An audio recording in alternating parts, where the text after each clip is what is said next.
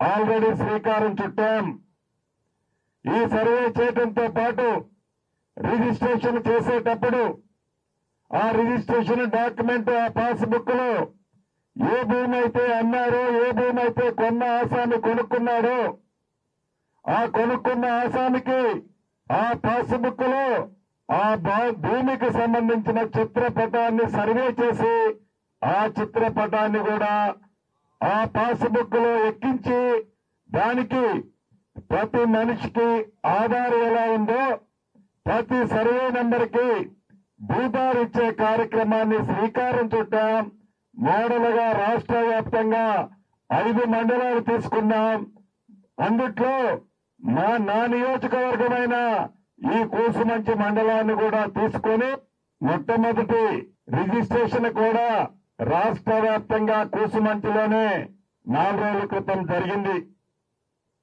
అంటే మీ దీవెనలతో, మీ ఆశీర్వాదంతో ఏర్పడ్డ ఈ ప్రభుత్వం, మీ దీవెనలతో గెలిపించిన మీ సీనన్న ఈ ప్రభుత్వంలో భాగస్వాముడిగా ఉన్నాడు కాబట్టి ఈ కార్యక్రమాలన్నీ అభివృద్ధిని కానివ్వండి, సంక్షేమాలు కానివ్వండి, ఇందిరమ్మ ఇల్లు కానివ్వండి, సన్న బియ్యం కానివ్వండి, 200 యూనిట్ల ఉచిత కరెంటు కానివ్వండి, ఇలా ప్రతి కార్యక్రమాన్ని కూడా మీరెన్నుకున్న ఈ ప్రభుత్వం ప్రతి పేదవాడికి అందిస్తుంది. ఇక్కడికి వచ్చిన ప్రతి నా ఆడబిడ్డ ప్రతి ఒక్కరూ ఒక కాగితాన్ని తీసుకొని వచ్చారు. మీ సమస్యలు ఉండబట్టే రాగలిగారు. ప్రతి సమస్యని అది న్యాయమైందైతే వ్యక్తిగతంగా అయినా ప్రభుత్వ పక్షాన మీకు ఇబ్బందులున్నా వాటన్నిటినీ పరిష్కరించే బాధ్యత మీ ఇంటి పెద్ద కొడుకుగా నాదే.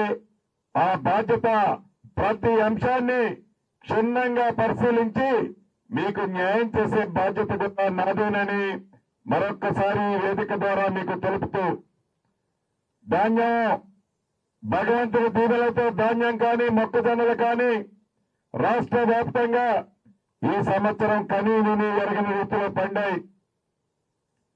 వాటన్నిటినీ ప్రభుత్వ పక్షాన కొనే కార్యక్రమాలు యుద్ధ ప్రాతిపదిక మీద ఇప్పటికే చేపట్టాం. కొన్న గింజని డబ్బులు కూడా రైతుల ఖాతాల్లో జమ చేస్తున్నాం. అయినా కూడా ప్రతిపక్షం వారి ఉనికి ఎక్కడో కోల్పోతున్నామని, వారి కన్న కళలు నెరవేరలేదని, ఈ ప్రభుత్వానికి మంచి పేరు వస్తుందని కడుపు నిండా విషము నింపుకొని ఎక్కడికి పోయినా పచ్చి అబద్దాలు చెప్తూ కాలాన్ని గడుపుతూ మళ్లీ అధికారం వచ్చేది మేమేనని పగటి కళలు కంటూ అవాక్కులు చవాక్కులు పేలుతున్నారు.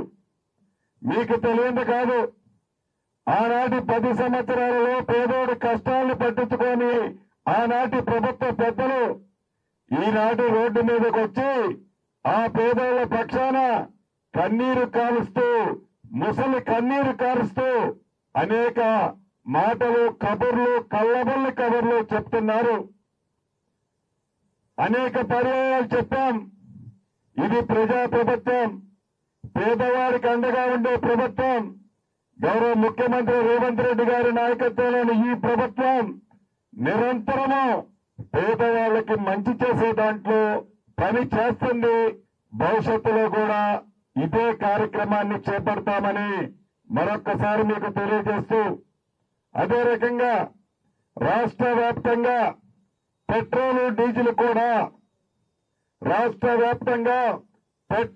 డీజిల్ కూడా కేంద్ర ప్రభుత్వం నుంచి రావాల్సిన ఆనాడు యూరియా టైంలో అంతే చేశారు.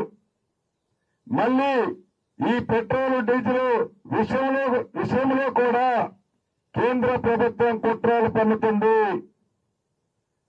ఈ రాష్ట్రం నుండి ఉన్న 2 మంత్రులుగా కేంద్ర మంత్రుల్ని రాష్ట్ర ప్రభుత్వ పక్షాన మళ్లీ ప్రశ్నిస్తున్నాం.